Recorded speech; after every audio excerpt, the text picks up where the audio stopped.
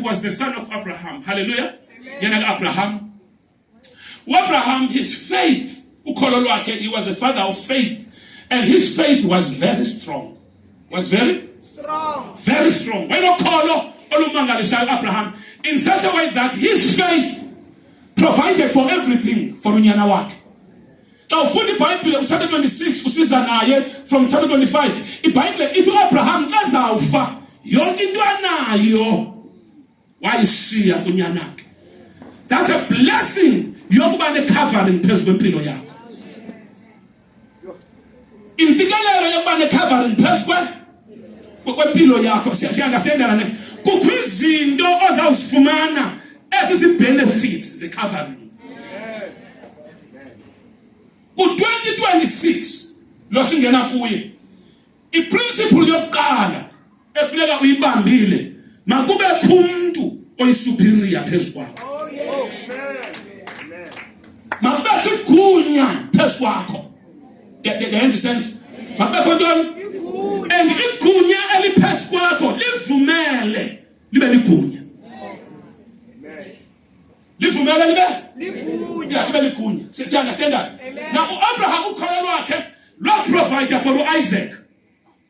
Thixo wamsikela Abraham wathi ndizawulenza likhulu igama lakho walenza. Wathi bonke abasikelela wena bayawusikeleleka. But sabona zala uIsaac. uIsaac kwixesha lakhe sele ezifumene zonke izinto kutatakhe. But ukwimpazamo awayenzayo wafuna ukuphila ngentsikelelo katatakhe. Akafikelela endaweni yokufuna yakhe intsikelelo. Wafuna ukuphila ngentsikelelo abantu. Ngoba kuyakwazi ukuphileka ngentsikelelo yomnye umuntu. Kuyakwazi ukuphileka ngebreakthrough yomnye umuntu. But ibreakthrough yomnye umuntu ilimited empilweni yakho. Izawuhamba ikushiye phakathi. Ngizakwenzela umzekelo.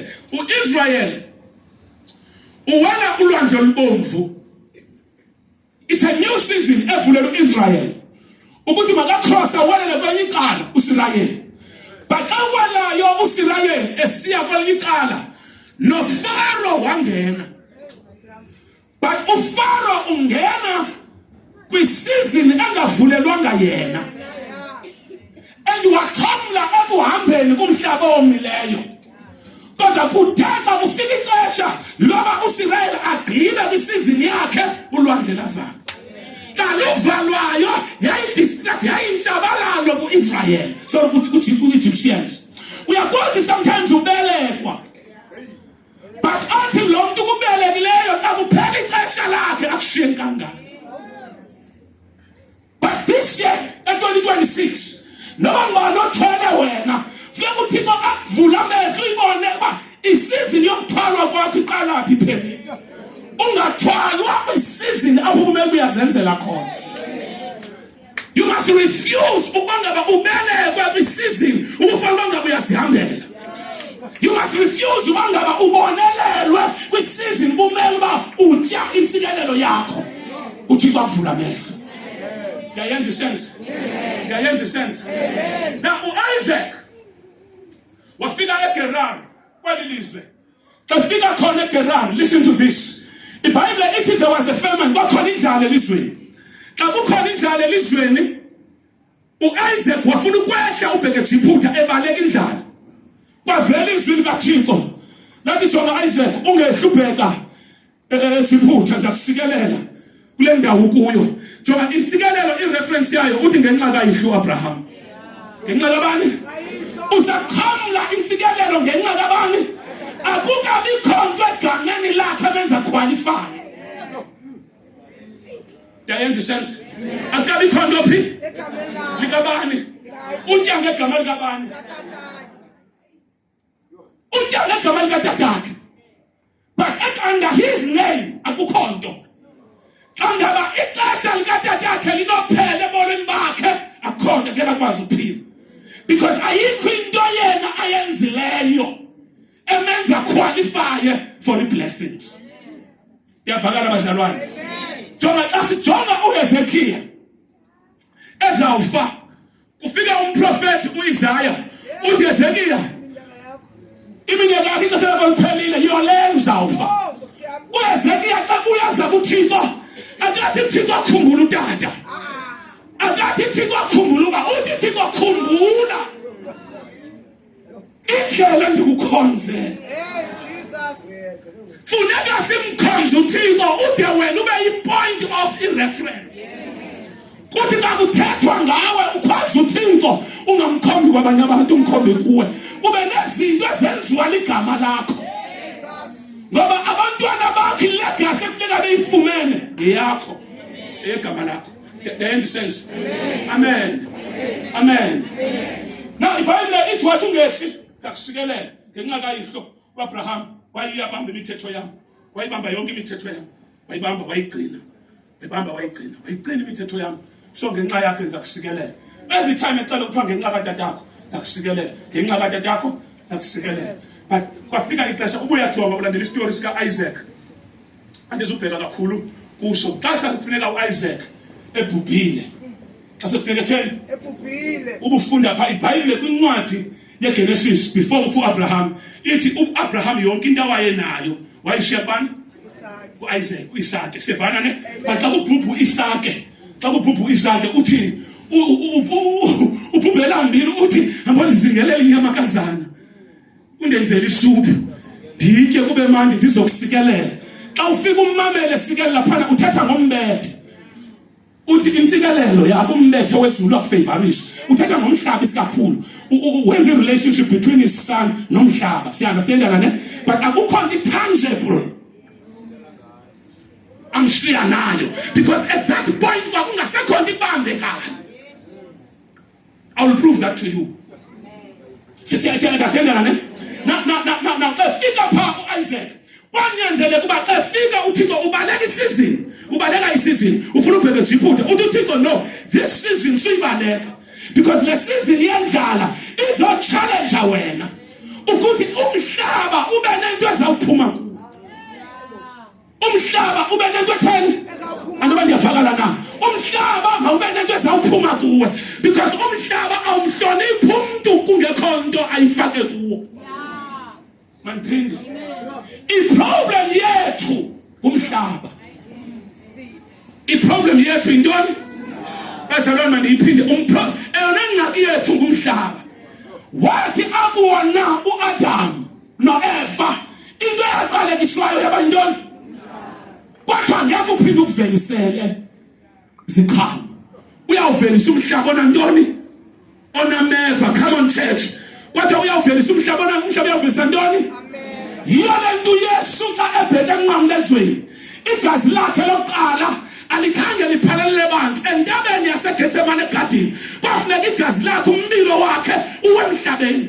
Xa uwe emhlabeni kuridinywa umhlaba because umhlaba was standing against impumelelo yabantu. Kwanyanzeleka igazi likaYesu lidile nomhlaba. And namhlanje xa siphumela kulo nyaka singena mosibheka phambili uzawuthi uphuma behouse of glory namhlanje sizabe sidile nekhesi yomhlaba. Yonke imihlaba ekuvelisela ameva umhlaba unayo iforce uthi usaphila ukuphusha uthi tshintsha indawo ubheke endaweni ethile ucinga uba wena uya under the instruction of God kanti uyarejected umhlaba. Ncwadi kaJeremiya 22 verse 29 khawufunde.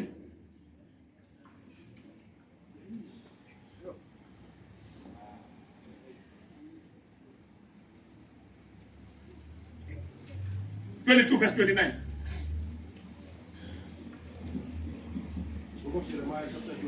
Verse 29, yes. Oh, yes. Oh, yes. Come nigga Mike, listen for. O-F. Yes. Hear the word of the Lord. Hear the word of the Lord. Mhlaba.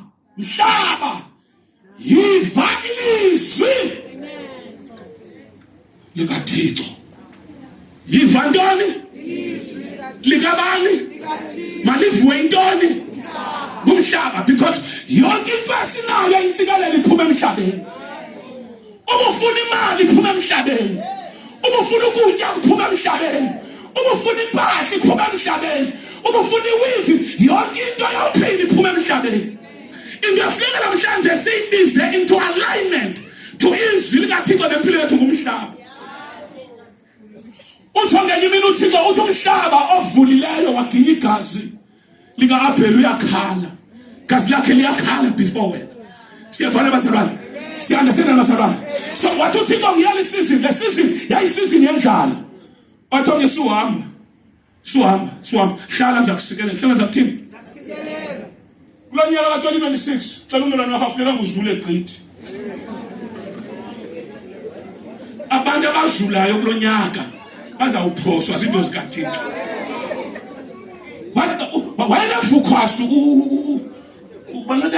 Isaac abantu babaleko kwizimo bazawuphoswa yintsikelelo ngoba kukho izimo ezivela ngathi zizolwa nawe kanti zizointroduce isizini yokuphakama kwakho kwavela indlala wacatswaka indlala wafumana ixesha lazulenza wavela uThixo sengathi uThixo ngavela kwi-decisions zakho uthi usenza a careless decision avela because this man he was about to make a bad decision xa ithatha ifamily yakho wafika uThixo wangenelela kwi-decisions zakhe wathi jonga le decision uyenzayo iza kusokolisa suyenza egameni likaJesu namhlanje iba ne-encounters ezinjalo uxa uhleli uzakwenza i-decision kulonyaka ka-2026 avela umoya ongcwele athi esisigqibo uzawusenza mususenza wathi ke le decision izakwenzeka hlala ungajongi imo eyenzekayo le mo izo-introduce wena into a season ye-harvest but before the season of harvest umhlaba awunanto for wena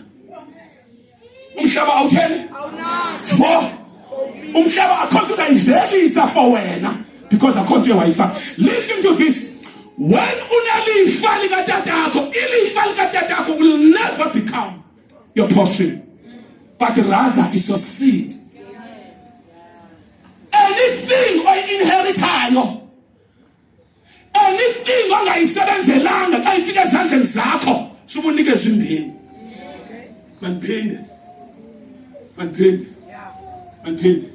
yonke into ongayisebenzelanga ongayithinanga but uyinikwe funeka uyazi uba uThixo ukunika imbewu ukunika ntoni imbewu ukunika imbewu awukwazi ukuphumelela ngento ongayisebenzelanga into ongayisebenzelanga it becomes a seed so that isizini elandelayo xa kufika isizini yokuvuna umhlaba ube ne-relationship nawe ngoba uthi kukho into yaphume kuwe yangena emhlabeni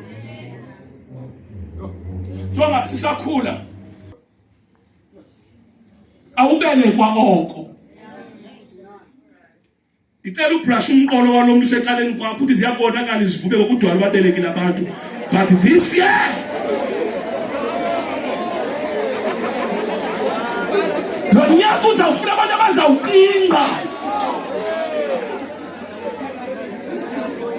ndiyayenza isensi kufuneka abantu bazawuthini ithi iBhayibhile uIsaac wathatha uThixo wambeka kwi-beginnings kwiziqalo wathi I'm starting a new journey with wena I'm starting a new journey ngiyakashatshayo indoda ityabile nento yonke but wathi uThixo ubukhe waqhubekeka kule nto uzawuphela endleleni makubekho into endleleni ithi iBhayibhile wathatha imbewu iziqhamo 100 wakwayithi profit ekuthiwa yi-100 same wafundisa iprinciple yokuthi jonga indlela utata akhe waphila ngayo yiyona and le principle if ayilandeli noba ungadontswa kangakanani ekugqibeleni akhonto uzayifumana wayifaka but iproblem ka-Isaac uyazi uba yintoni xa ufunde phana ithi waye wavukelwa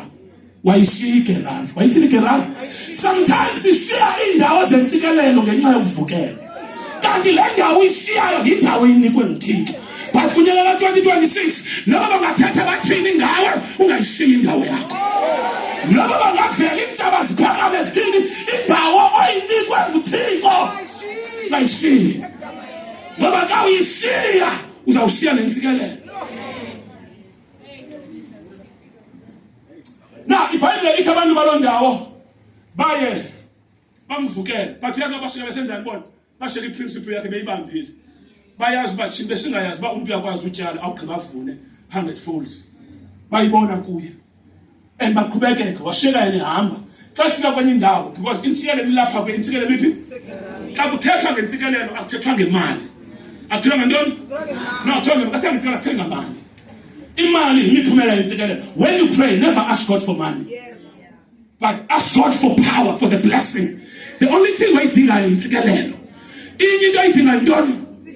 Come on, church, can I explain that? Uthi xa sele thetha uThixo uIsrayeli, uthi jonga xa sele niphumelele. Xa semtheni, zonke izinto ninazo ningamlibali.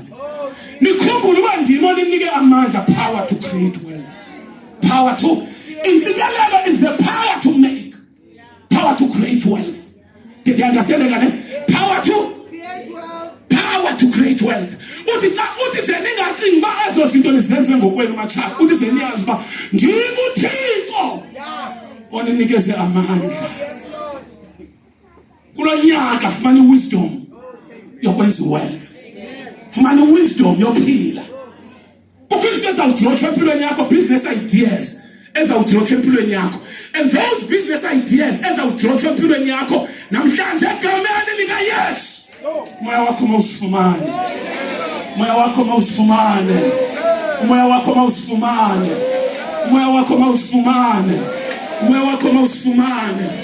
Yes, when I was praying, I've prayed for people who were nothing and they became something. You understand that? And Ben City would Tito. Namhlanje ikhona into engifuna ukuconfirmele ngayo ukuthi le nto izakwenzeka. Le nto izawuthini? Uyavela.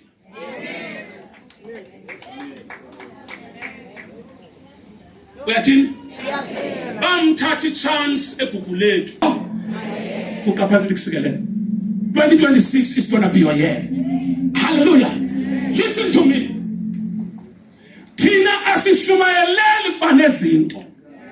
Sisikelelwe nguThixo. And lasikelele uThixo nizawuba nezinto nina singakhange sibe nazo because anointing iyenu. Oh, yes, Lord. Jonga. Umuntu onenhloni that is already flowing. Le. Bengithetha nomnye umzalwane so that he manifeste. Ngegama lika Jesu. Ungazi uphinde usokole mntana. Ngazi uphinde usokole. Indlala nawe mayibe iAmerica neSouth Africa distance phakathi. Amadimoni endlala angazi aphinda kufumane. Akusikelele uThixo ayiphinda la business. Aphinda ayiphakamisa. uThixo akunika imali. Ayikabi yomali lunayo. Akunika imali uThixo. Akusikelele ngegama lika Jesu waseNazaretha. God bless you. Ngokuya yonke lo ngibuze ngantoni ngiyaqala nani. Into sezingaka.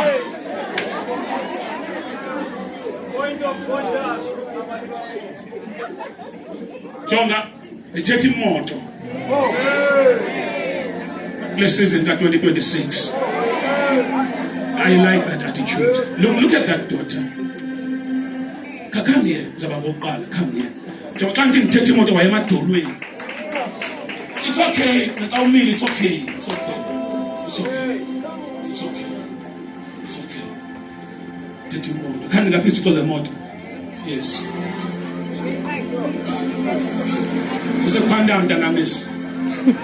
Sesekhanda misi. Ngegama lika Jesu waseNazaretha. Thethe imoto phezu kwakho. Thethe imoto. Thethe imoto. Thethe imoto.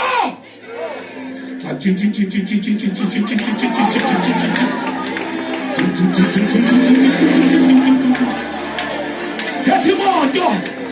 Eselo high pelile. Eselo high pelile. Ngithethe imoto ezimendleleni. Ngithethe imoto zayifaka isithixo ubheke Eastern Cape ubuye. Ngithethe imoto zayifaka isithixo ubheke eGoli ubuye. Egameni lika Yesu. God bless you. Sicela pha kuma asicela pha kuwe. Usibuyisele ekhaya. Awuthuma ngiyahlala. Jonga. One of the things before sivale ne God zakucela this year ngicela ungikhuphele abantu emiqeshweni kuphela abantu Emiqashweni. emiqeshweni siyavana ne izindlu but kule zindlu ikhona isystem esayisebenzisa ne for yona and Bishop Gobise benza kucela because there's a day enza bacela bonke abantu befikile so that siba serve communion, holy communion, umthendeleko siyavana ne umthendeleko sikhisa umthendeleko olandela emveni kwaleyo yonke endlini yakho. Ngithi kulo umthendeleko sakukhisa wona olandelayo umthendeleko uzawutya mhla uvula indlu yakho.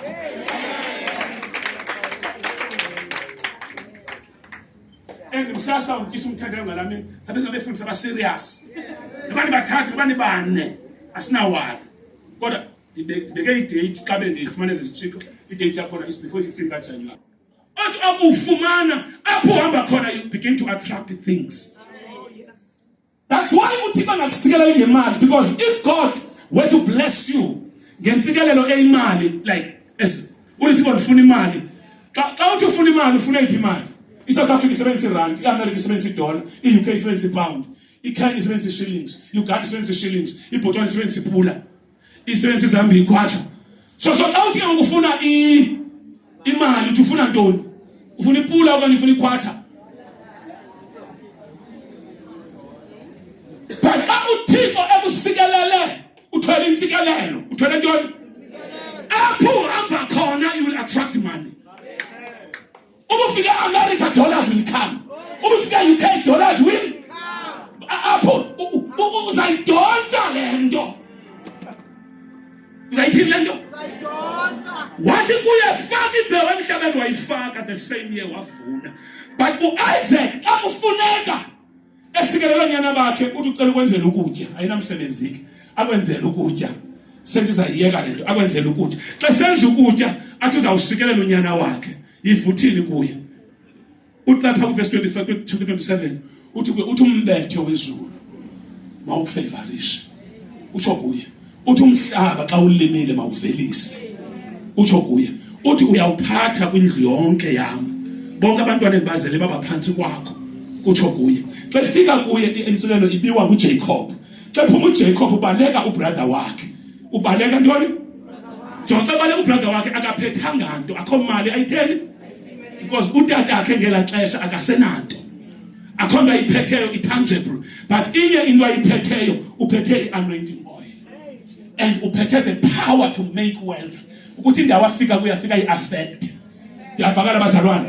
So kule nyaka lo ka2026 lo nto uzawuthi uba uthutshwa umsebenzi eKapa kuthiwa bheke eGoli awuzufika eGoli uqale phansi uzawufika eGoli uattracte zonke izinto ezifanele wena because intsikelelo the power to attract the power to create izabe isempilweni yakho xa ufika apho usebenza khona abelungu uzabadonsa ube nefavor kubo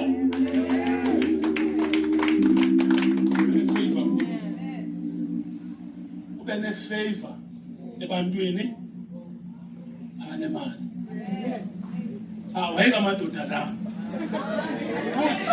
antela imali amjolo mna ngicela imali serious wakafika kwaLabhani ePhethesoli eBethel jonga iseries kaJacob ulandelelwano the sequence uyalala uqabela ngelitshe kuvuleka izulu uThixo uphinde uthethe intsikelelo akukho nto ibambekayo nayo uphethe oil but phezu kwamazwi bethethwe ngutatakhe kufika uThixo uthi le ndawo lena kuyo ndikunikile uyamnga ayotshona kwaLabhani kafika kwaLabhani kuqala kumanifest into zami amazwi entsikelelo bethethwe phezu kwempilo yakhe sometimes ingangathi akwenzeki xa kuthiwa God bless you uthi kunini kanti le iyachungulethwa iyaqokelelwa phezu kwakho iyaqokelelwa uJacob kafika kuthiwa ngenxa katatakho le ndawo uyifumene le ulele kuyo uthi uyifumene ajonge nazo izithunywa zihlazinyuka axevukayo athi uThixo ukhona kule ndawo khabe ndingayazi wathatha ioil waanointa la ndawo wayenza ialtar khona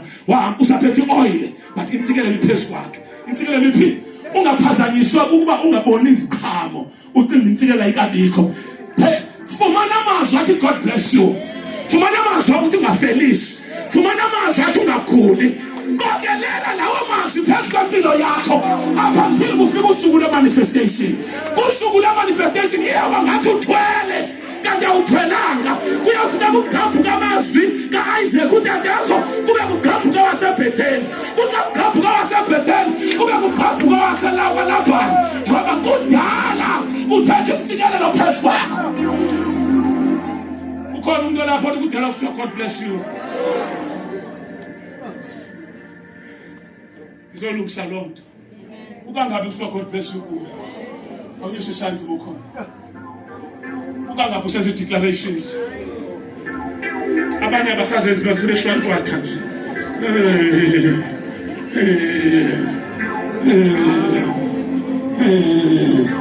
Kodwa uJacob umntatakhe kodwa sikeleleka. Bathi phuma uJacob uphethe ntoni? Come on, uphethe ntoni? Oil, uphethe ntoni? Ubaleka intshaba zakhe but insikelo iphezu kwakhe. Xa fika eBethel wafika uThixo wathi ngiyakusikela le ndawo yakho. Le ndawo yaphi? Mina ngizihlaba hambe kuyo mathaya. Kumele uthi God bless you. God bless you. But yena amehlo akhe ajonga ngaba yintoni ebambekayo emdembeni nayo. Wafika kwalapha kanti ufika endaweni ye-manifestations. Oh, yes, Lord. Zalamazwe kudala ethethwa. Ingabe u-2026 akanayo indawo yakho ye-manifestation. Amazwi athethwa xa wena ukhonza kuyo. Kupledge wayikhuphayo. Amazwi athethwa kwi-prophetic sihloko wayiplanga 5 years ago. But apha ku-2026 sikunyaka we-manifestations. Awuzuyazi noba yayiphile imanifesta kodwa ikhona into ezawuvela. And isavela uzayeka uplanta because xa uplanta ulungisela iminyaka eminyezayo. Now, ivesi yokugqibela uThixo ufika kuDavide. Xa fika kuye umkhumbuza ngecovenant ayenze noJonathan. Izo Samuel chapter number 9, 1 Samuel chapter number 9. Funda mfana. 2 Samuel chapter 9, verse 1. David asked, "Is there anyone still left of the house of Saul to whom I can show kindness for Jonathan's sake?" Now there was a servant of Saul's household named Ziba. They summoned him to appear before David. And the king said to him, "Are you Ziba?" "At your service," he replied. The king asked, Is there no one still alive from the house of Saul to whom I can show God's kindness?" Ziba answered the king,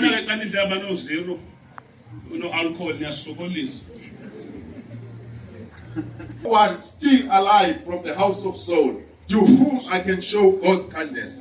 Ziba answered the king, "There is still a son of Jonathan. He is lame in both feet."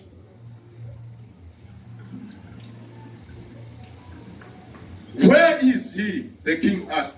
Ziba answered, "He is at the house of Machir, son of Amiel, in Lo-debar." So king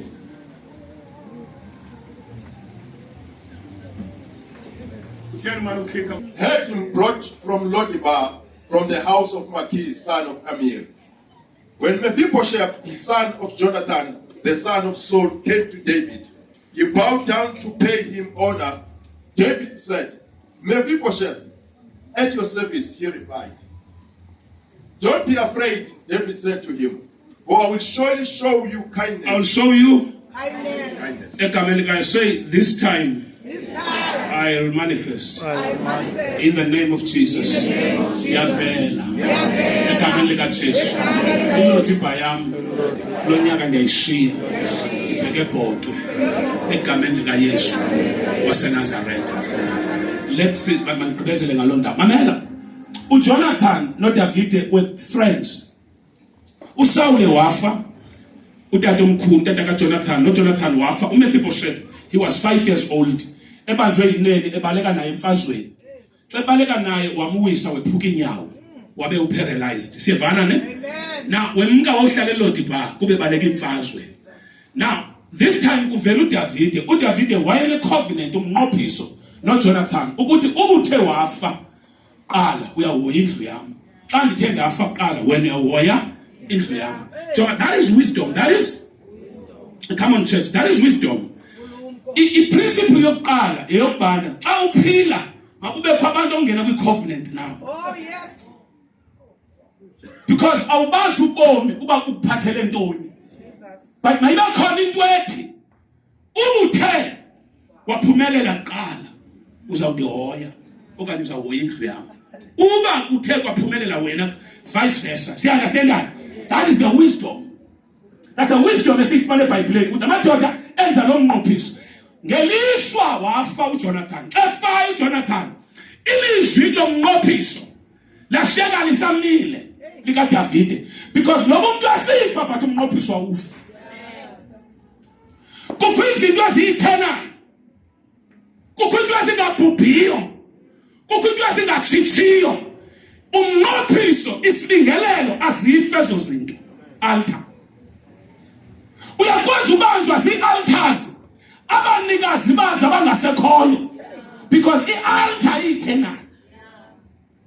And i-altar once ikubambe kufuneka kuvele umuntu osuperior kunala muntu wayeraise yona. Ngoba not wonke umuntu uyakwazi ukudila ne-altars. Kukho abantu abayidotshelweyo loo nto.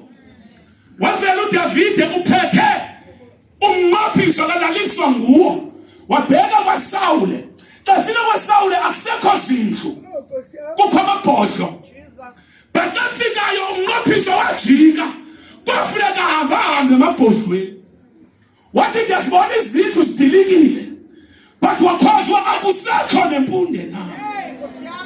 Sekho nempunde na. Esiyakileyo endlini kaSawule. Diyenzela inceba ngenxa kaJonathan. Uthi amadakeni ukhwaze emadakeni. Ngoba i-covenant azifi. Le nto yenziwa nguwe namhlanje yinto ezawukwenzeka. Le nto ivuwa nguwe. Le nto uyivayo namhlanje nalo uyenzayo yile izawuthi sewungekho ibe yi-benefit ebantwaneni bakho.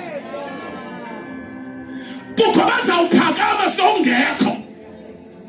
Kukho ngoba i-covenant xa uzenzile uthi sewungekho ziyaqhubekeka. Nozama ukuyidumzelisa ibe ngathi ayikho iyawuvala impumelelo yakhe kanti uvalwe yinto uba kunento angafuni uyenza. Amen, uyayenza. Ithi iBhayibhile kwavela uTsipha wathi endlini kaMakire loDipha ukhona umfana onenyawo ezifileyo, but xa tshona lapho akakatsho kakuhle bona nto kugeza.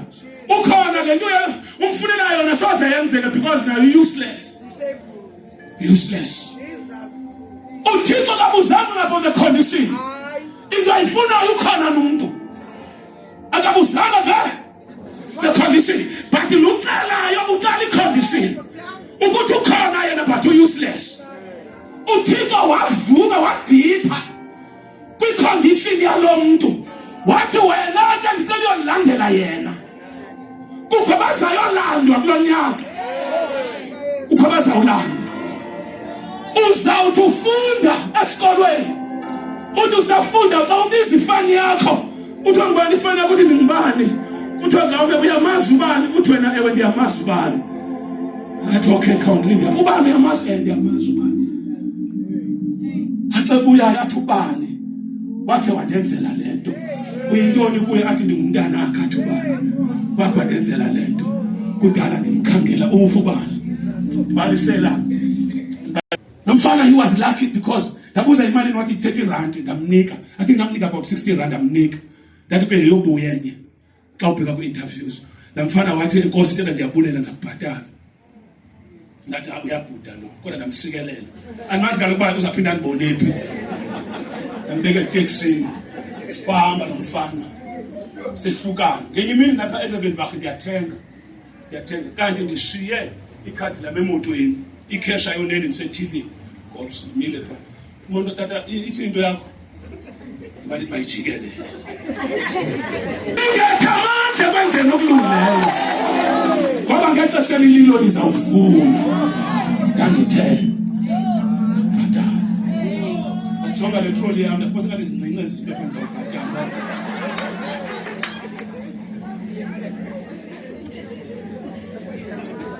wadla mfana ndaqashwa sengihole kathathu uthi imali yakho wanika yona yandinceda ndafika That mfana isithunywa sakhe si-strong. I'll tell mfana is-strong because yakwazi ukuthi endleleni imconnect nabantu abazamthwala. This year usahamba endleleni makuvela abantu bazakuthwala this year. Usahamba endleleni ulost ungazi uzawuthini. Makuvela abantu strangers come. Destiny help us this year. Uzawumanifesta by force. Uzaqala urejecta kuvela omnyathi not yena. Inganguwe lo muntu lo nyaka. Unaqaba interviews kuthatha iCV yakho kubizwa igama lakho livela endlefani ngiyayazi le uthixo makadeploy abantu kwiposition ezingasenhla kuwe so that when you are due for promotions bakukhomela akumana mfana baphatha izinto sabheke emotweni ngangena emotweni xa ngene emotweni mfana wavula iwallet mfana wabala uza kubhadala uthixo kawadla manje ndoda Abantu abantedileyo 2022 back in the days uthixo lawalibalanga lo madinga uzakubhatala uthixo uzawuveza abantu wathwalwa wathwa kutsipa makahamba yothwalo kodwa tsipa bothwala umefibhoshekelo diva ngomlanda into ndifuna ujonge i-distance between uMephibosheth umahluko between uMephibosheth noDavide. Ukhangelwa iking, a man of no status. Oh, yes. Iking ayithumelanga mntu. Yayifanele iking ithumele abantu ngenxa ye level yayo. But this time yahamba ngokwayo. Yahamba ngokwayo. Xa ifika emabhodlweni kungekho mntu ayajika. Kodwa selwadiba yathumela umuntu yathi amamlane zakulinge ebhodo. Ngoba phakathi kwakho ne-destiny yakho uthixo ordene a prophet, uordene somebody ozawuthetha a declaration ezawuhamba uyokhangela. uDavide, when you were supposed to become a king, remember uba wayephi wayesalusa igusha wayesalusa ntoni sikwi-season ezamphakamisa regardless of status sakho. Noba u-disadvantage kangakanani, but this season yisizini yefavor kaThixo. uDavide xa kuzawukhangelwa yena kwa umprofeti luthunyiweyo akamazi kakuhle. Uthomnye xa ndisiya kwaJese ndiyawubulawa kuthiwa yikumkani liyoyilanda pha boyilanda sifuna yona. Uthi hamba kuthi kuJese uzobingelela. So lehamba xa ufika khona ithi umadoda pha uzobingelela. Xa fika khona uJese onke amadoda afanelekileyo wawatsala wawamisa wathi uThixo khona omnye kubo. Kwathiwa aphelele nabafana kwathiwa okhoyo nguDavide inkwenkwe nawe uyelusa kwathiwa nguye. Ndifuna ujonge istatus kaDavide uyalusa akekho nefamily akafumani recognition kuyo, but isandla sikaThixo sithi isizini yobamanifeste. Kwathiwa nganomlanda kuzawumamatheko kulindwe wena, kuzawuma ibhankwethu kulindwe wena, kulo nyaka uyalindwa. Let me tell you, walanda uDavide wesa uDavide kazayo iBhayibhile ithi wayenuka ephakathi kwegusha. Wathi umoya ingcwele uthi kuSamuel wathi nankiya uthi xa efikayo wagqitha ichu yabantu yakwabo. Wagqitha ichu yantoni kuwe this year uzawugqitha ichu sabantu bebehambe ngaphambili kuwe becinga babangcono kunawe, kanti isandla sikaThixo siphezu kwempilo yakho. Uthi wagqitha xa efikayo wathi uThixo nguye lona. Wathi uThixo ngubani lona? Nguye lona. Jonga kuzawuvala igap phakathi kwabantu abakubiza. Uzaxa ujonga indawo obizwa kuzo ngoba ufanelekanga. Uzawubizwa kwiindawo serious. If you are here as a man of God, as a preacher, as a woman of God, wait for greater platforms, because this coming year there's a great wave. Your manifestation. Uzawurecommendwa uvela kwi-platforms ubungazilindanga kuzakuvela wena kuthiwe ngulo mntana nalona. Ewe nguwe. Season ifikile. Get ready.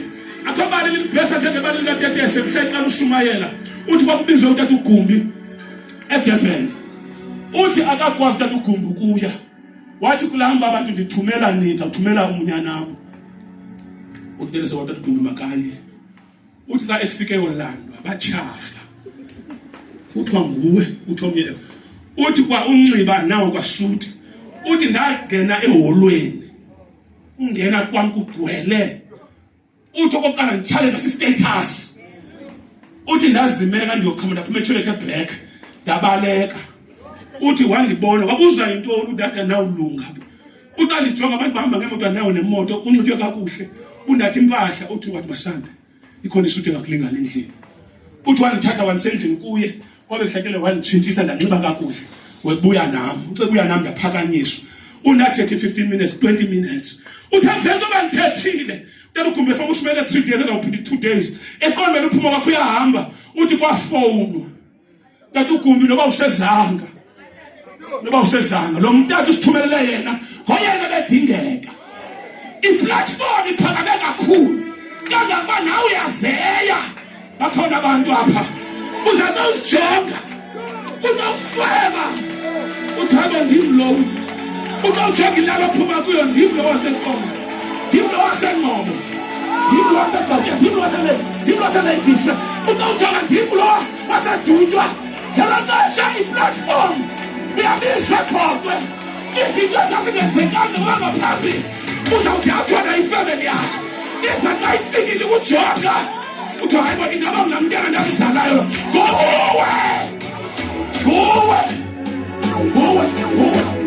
nguwe ndinepikha yakho wena ofundayo xa sewugraduweyitha mntanam raphakhathakashana phelekethekesia zange bakhona graduweyitha efemelini yakho xa ufika umthwala nanko ubethwa ngalantonga uhamba phana ngathi uyakhwethwa kuyakujongwa kuzawushukuma amathambi amangcwabeni kuthiwa intwana ifikileyo ubani ufikileyo. It is a season of manifestation, the season of elevation, the season of power.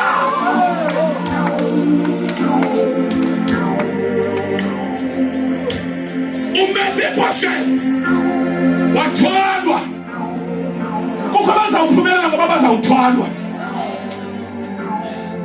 Ngicela ujonge umuntu ommemileyo umuntu abandikuthwele wena umuntu olapha umuntu abandikuthwele wena. Ngicela ujonge umuntu ofike apha sewuphumelela kuyo. Ndifuna uhambe ubuyele kwangu okuthala umbethe egxalabeni uthi enkosi ngondithwala enkosi kwenzise endaweni kwafikwa nako uMefiboshethi ngelo xesha akakwazi uhamba inyawo zifile but isizini ithi Mefiboshethi siyavela siyathini ikhona ixawe siyathini siyavela akakwazi uhamba uthwelwe uzawuvela sowuthwele but uzawuvela ungena education baze xa bekujonga i-level of education ayivumi but uzawuvela wena you will become a millionaire ungena background ayi-reference because ayonto ayithebalunga ne-background yakho iyongo kwamandla ne-authority phezu kwempilo yakho uze xa kusethe i-reference kuthiwa kule family zange sayibona le nto izawukala ngawe. The season to sow up, the season to manifest. You are breaking forth, you are pushing forward. Uzaze ufuna uyeka into season asiyeki kule ndawo. Uzaze ufuna ujika mbekho abantu abanemjingwa kule ndawo because awuhambi wedwa.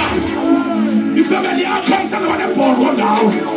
Siblings zakho ziqalele namhlanje ndifuna go back to your family, go back to your classmates awufunda nabo, go back to your school teachers. Uthi ngani ikhona imbiza evuthwayo, ikhona imbiza etheni, ikhona imbiza evuthwayo, ikhona into ezakwenzeka, ikhona into ezakwenzeka.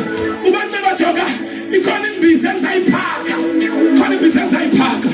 Uzathi sewufumene nalandlu uhlala kwe abantu bokuqala boba invite ngokukhula nabo ngoba akho abantu bayingqalithe ngabantu okhule nabo ungakwazi nobheka imicimbi ekufunayo because abantu ofunda nabo sebephumelele wena kuseko wakho ibona into ofuna ukuzowenzani ngenzani ngenzani yandihlupha lo ngenzani yandihlupha lo Benhlupha nolenzani. Nale ndathi ukomso ekhona. We are provoking you. Uyaphuma kulo ngekhona.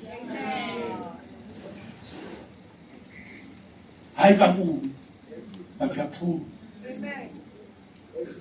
Now wathwalwa uMephibosheth. Wathwala? Wathwalwa.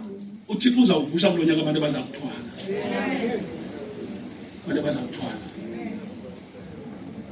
Abantu abazakuthwala. Omnye walo uthwale uMephibosheth, kanti ungomnye otyala uMephibosheth. Xa fika ebhoto wawaxela kwathiwa makuyolandwa wona buyiswe neeprofits zawo kule minyaka ebengekho lo. Kwathiwa apha kaJonathan axela lo mfana uhleli etafileni. Ale bemthwele bahamba bayokhangela into zakhe nento zefamily. Jonga njengobuhlela lapha izithunywa zizawuphuma. Angels. Angels. Can I say this in passing? Take it down, bro. One of the things efuneka uyigadile this year, ne? Every time ufumana i-promotion kwi-angel ezihamba nawe iyachange iset. Udeploy a new angels. Ngiyafuna uyibambe lo nto because abantu abaninzi bacinge apho uManoah kuthiwa uzawumitha azala umntana. But into yokuqala ayixelelwayo kuthiwa Manoah usikazi wakho makayeke iwayini ayeke isilo ezinxilisayo zabalwa zonke izinto. Into ebangela loo nto into uba this new set of angels ezawufika empilweni yakhe i-allergic kwezinto azityayo. Kula season nala phase ebekuyo leya bezi-right ezazinto for that time. But now that uyapromotwa ufumana i-promotion kunezidalo ezitsha ezawufika le mpilo yakho jonga kukho abantu wena othandene nabo bafe bakushiya ngaphandle kwezizathu. Ngicela impilo nimamele. Kukho abantu onze njani? Othandene nabo. Baveske bakuthini? Bakushiya ungabenzanga. Ungabenzanga nto. Bafe bakuthini? Bakushiya. Uyazi uba yintoni ebengele enye yezinto ebengobangela? Ayinto bake kwayeka ukuthanda. But kuke kwatshintsha ilevel komnye wenu. Kwafika ispirits ezifike omnye zamthanda. Xa kufanele uba utshintsha ilevel naye watshintsha kwilevel endala. Wakhatywa zizidalwa.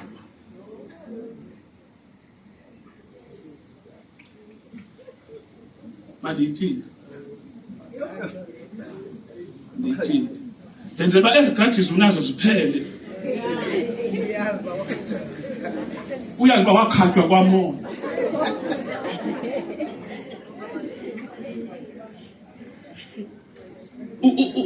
uZakhariya kuthiwa kuye umfazi wakho uzawumitha and ukusuka namhlanje umfazi wakho akahlukana into ezithile. uZakhariya kayikhona kuthiwa uzawusilibazisa, uzayibangela uba le nto ingenzeki, masikuziphe umlomo, wavala umlomo. Kwathiwa siyakuvumela uthethe emveni koba le nto yenzekile. Xa uphakanyiswe empilweni ininzi administration yakwamoya eyenziwayo. Ubona abanye bekufuna bengasakufowuneli ubazonde kanti bavalwe phaa because bazawukhomfa le nto yenzeka kuwe ezantsi.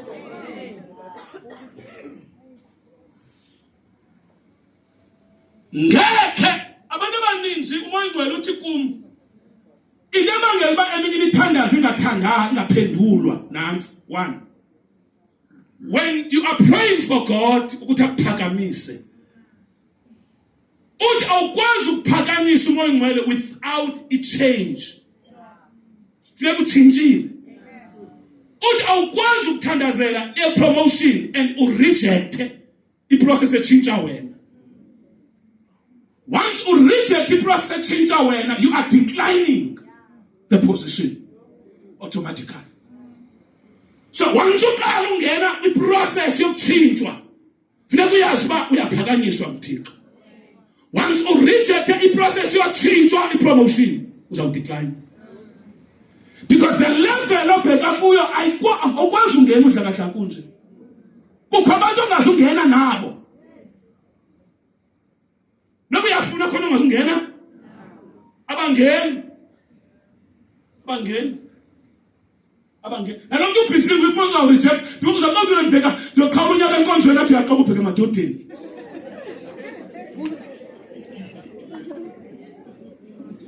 Kuthiwa lo muntu uzakulibazisa. Lo muntu uzawuthini umuntu lo?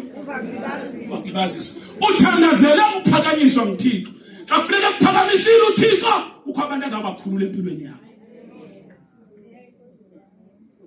uMephibosheth wathwalwa phakathi kwabantu. Xa bembuza uyapi kodwa ufuna ebhodi kubani nguDavid. Ingani ndiyabona manje bethi uyaxoka. Lo phalelayo ngena direction kodwa uyathwala. Uzawuyenzana ebhodi kodwa izwi likaDavid likakumkani lemfuna ebhodi. This year 2026 sisangena qala right. Kune voices efuneka uzirejectile. Yonke voice negative towards impilo yakho i-reject. Wonke umuntu ongayiboniyo le ndawo yakho uyo umreject. Asisengi bantu ku-2026. Uyahamba awuhambi sizawuhamba ngaphandle kwakho. Ku-2026 sizawuphumelela ngaphandle kwakho. Ku-2026 asisengi wena, asilingi wena. Uyawusithola endleleni. Siyasalibaziseka silinda abantu sicinga aba serious kanti bayadlala. Saphelelwa lixesha sicinga userious kanti uyadlala. Wayolanda amasindi wafika wasikelelwa ngawo kodwa nazi le prophets. Kuthiwa before ube wena utya kwizinto ezizezakho sawuqale silanda izinto ezayizizodada bakho noyisemkhulu. Salandwa zonke zaqokelelwa. Zaziswa apha ikhe yakhona lo seeds lapha eSouth Africa abantu bephunyelwa imihlaba yodada bezindlu abantu bakwaxhamla kuthiwa imihlaba ephumayo umuntu afumana imali agqiba athula athi mlunye afumana imali abantu bathenga imihlaba bathini abakwazi ukuyibamba uThixo wenzani. So uThixo ku-2026 ukho abantu azakukhupha kubo abanye bazakukhutshwa nasezinkonzweni. Because into yokuqala ezakwenziwa before ube uyablesswa uzaw-align uzawuthwana khona spiritual alignment esakwenzela. And xa u-alignwa wakho ayibona imoto xa out of lento ingena alignment xa ihambayo yenjenje igqiba indawo yonke. And ke ngoku xa isenjenje igqiba indawo yonke ungacima yonakele. Xa ufika ku-100 uthi 100 speed ibona ne wasuyithatha uyise ku-alignment ifake la mitshini pha jikwama kuthiwe le rimi igobile le rimi itheni xa sethiwa irimi igobile kuthiwa ayinawuka alayineka wakuthathwe le rimi kuyolungiswa yona. So kwasi spiritual alignment sakwenziwa kuwe kukhona izinto ezizawufumaneka kuwe kuthiwe into ethile iprinciple ulula kuyo le. Siya-understandana ndifuna uyi-understandile loo nto leyo. Siya-understandana ne ngoba nam xa ukhutshwe eHouse of Glory ngenxa ye-spiritual alignment akho nto ndinoyenza. Xa ukhutshwa House of Glory, spiritual alignment. akho nto ndinoyenza. Hallelujah. And nam kule season sawungena kuyo bakhona enza bacela kuThixo bahambe. uThixo ndiyabacela aba masibakhulule because bayanilibazisa. Siya-understandane. But ipoint endizama uyenza eyokubana awukwazi ukuphakanyiswa kungekho bantu bashiyayo. Awukwazi ukuphakanyiswa kungekho bantu bashiyayo. No-Abraham kwafuneka eshiye uLot. Xa sifika ebhotwe lo mfana wafika wafaka etafileni. But that table ndiyayithanda i-decoration yayo because iBhayibhile ithi ehlele etafileni ukulimala kwakhe kwakuphansi kwetafile. Ukulimala kwakhe kwakuphi? Phansi kwetafile. Jonga uzawuphakanyiswa ngenye ixesha necondition yakho ingatshintshwanga. Bathi uphakanyiswa. Uba ngaba uzawuphosa ukuphakanyiswa uba uzawuqala ukuthi Thixo ndicela uqala utshintshe le meko yami. Because zawutshintshwa ibhotwe ezinye vumela uThixo akuphakamise. Icondition ikhona xa uThixo akuphakamisa. Nkosi yethu noma insikelele.